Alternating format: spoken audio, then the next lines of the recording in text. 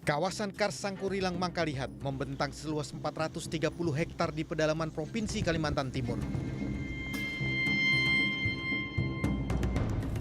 Selain menjadi saksi bisu sejarah peradaban purba di Kalimantan, kawasan Kars ini juga berperan strategis sebagai pengatur hidrologi dan penyokong kehidupan masyarakat Dayak yang hidup di dalamnya. Ini akan bisa menyuplai air sekitar 1 juta lebih orang. Sayang, aksi vandalisme dan pertambangan mengancam kelestarian kawasan Kars ini. Jadi sekarang mulai banyak izin-izin semen yang mulai masuk. Bukan berarti kita melarang eksploitasi, tapi yang diperlukan adalah kearifan dan keseimbangan. Dalam episode 1000 meter minggu ini, Ferry akan mengajak Anda menjelajahi jantung kawasan Kars Sangkurilang Mangkalihat, yaitu Merabu. Melihat langsung jejak peradaban purba dan menelusuri peran strategis kawasan Kars ini terhadap ekosistem dan masyarakat di sekitarnya. Kemarin ada penelitian bahwa itu merupakan upaya warisan, mau diajukan sebagai warisan dunia lah.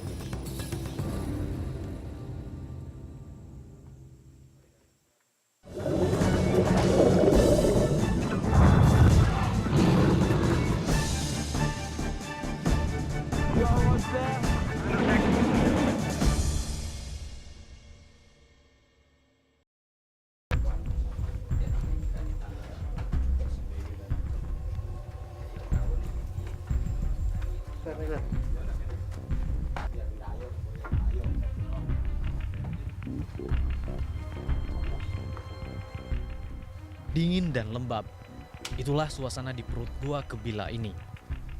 Aroma yang khas dari guano atau kotoran kelelawar dan burung tercium dari seantero gua. Entah sudah berapa jauh kami melangkah, yang jelas kami telah memasuki zona kegelapan abadi, yaitu zona yang cukup jauh dari permukaan tanah sehingga tidak pernah mendapat sinar matahari.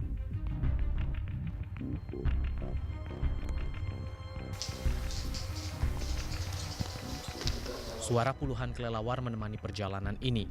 Beberapa bahkan terbang amat dekat hingga menabrak kami.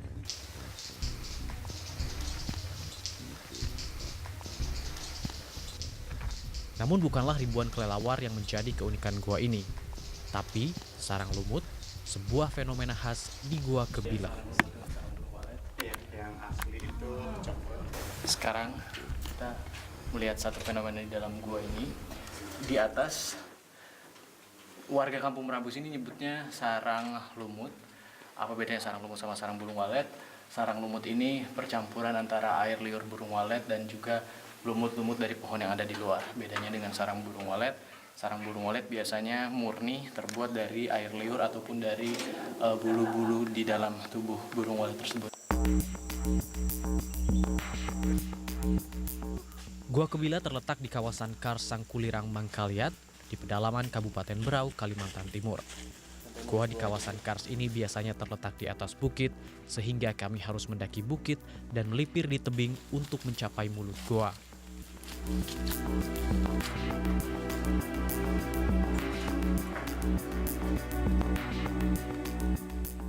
Selain menelusuri Gua Kebila, kami juga menjelajahi Gua Bloyot. Gua yang satu ini rupanya menjadi saksi bisu kehidupan manusia purba di pedalaman Kalimantan ini. Motif dari manusia zaman dulu melukiskan cap-cap tangan mereka di sini, apa sudah ada hasil atau perkiraan penyebab itu? Ya, jadi beberapa tahun ini sementara diteliti, jadi ada 2 versi. Yang pertama dari versi mereka sendiri, dari arkeolog-arkeolog itu, bahwa mereka di sini untuk ada salah satu seremonial untuk acara adat atau apa gitu.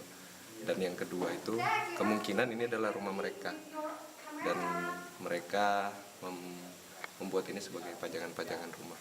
Ada hal yang tidak boleh kita lakukan kah selama di dalam gua ini? Aturan-aturan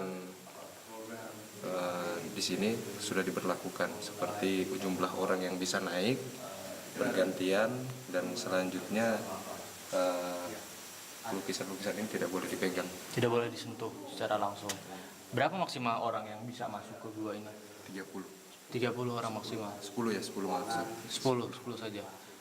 Ini kira-kira udah berapa tahun nih, karena perkiraannya purba gitu ya, berapa ribu atau berapa ratus tahun yang lalu?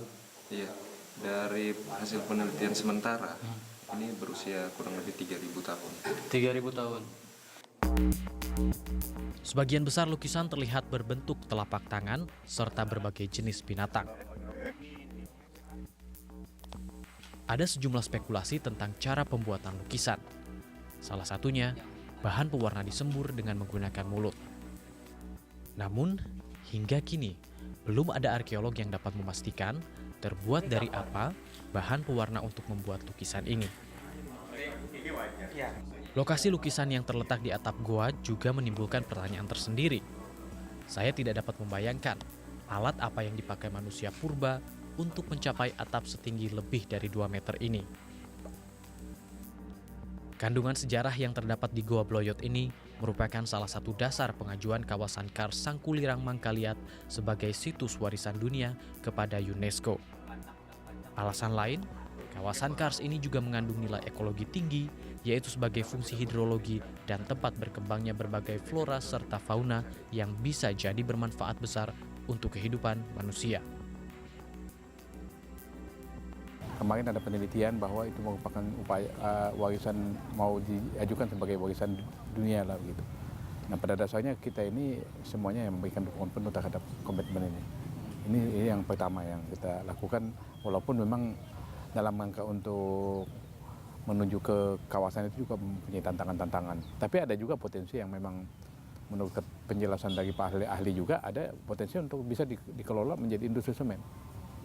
Ada, tetapi tidak seluas apa yang ada sekarang. Saya tidak hafal berapa luasannya, yang jelasnya kalau namanya yang kas ada di sana tetap kita berkomitmen untuk mempertahankannya.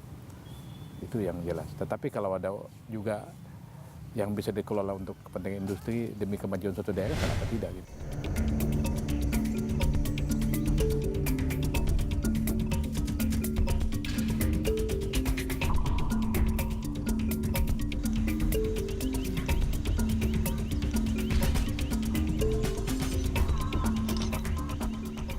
Batuan-batuannya sekitar 430.000. Dan kita saat ini berada di salah satu bagian ekosistem Kars Sangkulirang Mangkaliat yang namanya Kars Merabu.